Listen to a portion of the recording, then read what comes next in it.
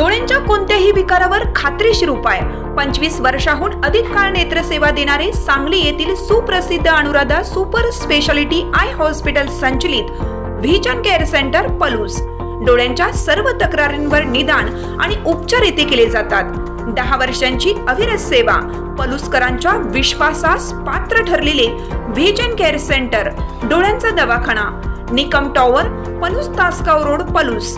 संपर्क 7387760041 आणि 9272632793। शिराळा मतदारसंघात बंडखोरी रोखण्यात भाजपला यश, सम्राट महाडिकांचं बंड मागे, सत्यजित देशमुखांना देणार पाठिंबा। शिराळा विधानसभा मतदारसंघातून भाजपमधून बंडखोरी केलेले सम्राट महाडिक यांची शिष्टाई करण्यामध्ये अखेर भाजपाला यश आलं असून सम्राट महाडिक यांनी बंडखोरी मागे घेतली आहे। सम्राट महाडिक हे 4 तारखेला आपला अपक्ष उमेदवार अर्ज मागे घेणार आहेत। भाजपमधून उमेदवारी न मिळाल्याने सम्राट महाडिक हे नाराज झाले होते, त्यामुळे त्यांनी भाजपमधून बंडखोरी करत शिराळा विधानसभेसाठी अपक्ष उमेदवारी अर्ज दाखल केला होता। त्यानंतर सम्राट महाडिक यांना तातडीने मुंबईला बोलावून देवेंद्र फडणवीस यांच्याकडून शिष्टाई करण्यात आली होती। यानंतर सम्राट महाडिक यांनी कार्यकर्त्यांशी चर्चा करून अखेर आपला उमेदवारी अर्ज मागे घेण्याचा निर्णय घेतला।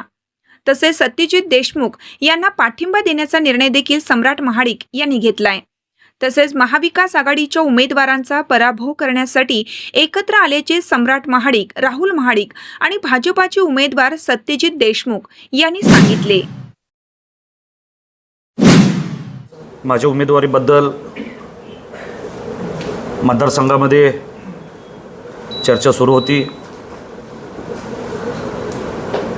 माघार घेणार की बंडखोरी करणार ह्याबद्दल बऱ्याचशा अफवाही होत्या, चर्चाही होत्या, परंतु त्या चर्चेला आज आम्ही पूर्णविराम देतोय।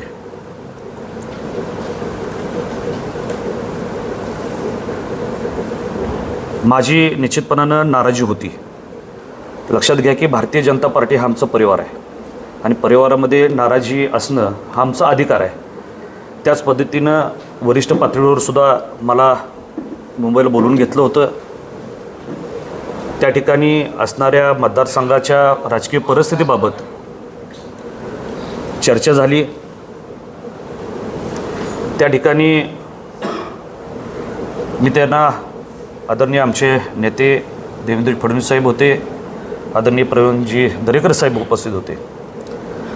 माझे फक्त किंवा आमच्या कार्यकर्त्यांचं एवढंच म्हणणं होतं की ह्या सगळ्या उमेदवारीमध्ये आम्हाला सर्वांना विचारात घेऊन ही उमेदवारी जाहीर व्हावी, ही आमची नाराजी होती आणि त्यातूनच कार्यकर्त्यांच्या आग्रहास्तव अपक्ष म्हणून मी अर्ज भरला आहे असं मी त्या ठिकाणी वरिष्ठांना कळवलं। त्यानंतर त्या ठिकाणी मतदारसंघातले परिस्थितीवर चर्चा करत असताना त्या ठिकाणी पुन्हा एकदा आता राज्यामध्ये महायुतीचं सरकार आलं पाहिजे। लक्षात घ्या, ही महायुतीचं सरकार लाडक्या बहिणीचं सरकार आहे। हे सरकार कष्टकरी शेतकऱ्यांचं सरकार आहे। हे सरकार तळागाळातील सर्वसामान्यांचं सरकार आहे आणि हे पुन्हा एकदा सरकार या राज्यामध्ये आलं पाहिजे। ह्या सर्व गोष्टी धरून त्या ठिकाणी चर्चा झाल्या, म्हणून एक सीट आपल्याला निवडून आणणं गरजेचं आहे। म्हणून या चर्चेनंतर मी वरिष्ठांना शब्द दिला की मला ज्या कार्यकर्त्यांच्या आग्रहास्तव मी अर्ज दाखल केलेला आहे त्यांच्याशी चर्चा करून निश्चितपणाने मी माघार घेईन असं मी सांगून आलो होतो। त्याच पद्धतीने गेले 2 दिवस कार्यकर्त्यांच्या चर्चा सुरू होत्या